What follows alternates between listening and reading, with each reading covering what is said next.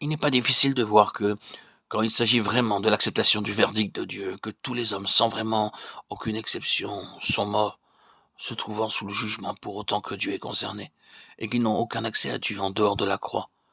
Combien dans la race humaine l'acceptent et le croient? Il y a une méconnaissance ou un désaveu presque universel de ce verdict. C'est vrai, je dis presque, car en cela nous avons l'exception, Noé et 7 autres.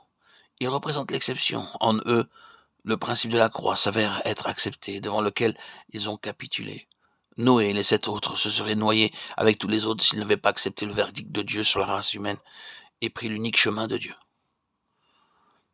Cela ouvre un autre sujet, celui de leur foi. Hébreux 11:7. Par la foi, Noé, averti par Dieu concernant les choses qu'on ne voyait pas encore, prépara une arche. Nous ne nous occupons pas de cela pour l'heure. Nous nous en tenons à ce seul principe de la croix comme l'unique chemin de la vie. Ces 8 ont accepté le principe de la croix, c'est-à-dire que la porte est fermée, sauf par un accès unique, le chemin pourvu par Dieu. Et ce fut une chose collective, ce fut un témoignage collectif. C'était une chose corporative qui était là. Les 8 représentaient un salut collectif. Et il y a un point qui a été sérieusement oublié. Avec Dieu, alors que le salut atteint l'individu et devient une chose personnelle, individuelle avec Dieu, le salut est collectif. Dieu sauve un peuple, pas uniquement des individus. Et ce que je veux bien vous faire comprendre est ceci. Le fait même du salut signifie que vous n'êtes pas sauvé tout seul. Vous êtes sauvé d'une manière jointe. Vous êtes sauvé en relation avec quelque chose de plus que vous-même. C'est dans le salut collectif.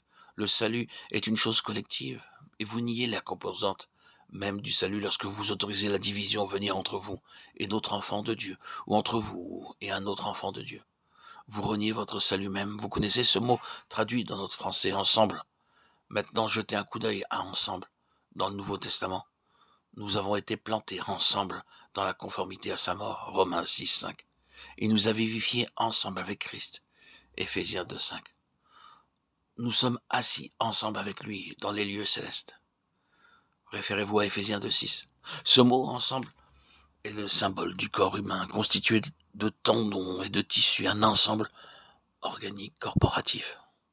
Du point de vue de Dieu, notre salut est un salut ensemble. C'est une vie ensemble ou collective. La vie de Dieu n'est pas fragmentée en pièces détachées. Le témoignage du peuple du Seigneur n'est pas qu'il y ait autant de vies qu'il y a de chrétiens. Il y a une vie ensemble. Il devait qu'on transmette dans ce témoignage collectif que la croix, l'acceptation du verdict de Dieu, l'acceptation de la mort est le moyen de sortir de la mort, étant donné que la mort est celle d'un substitut. Je ne m'attarde pas sur l'image de l'arche symbolisant Christ, en qui nous sommes protégés du jugement, à l'abri de la mort.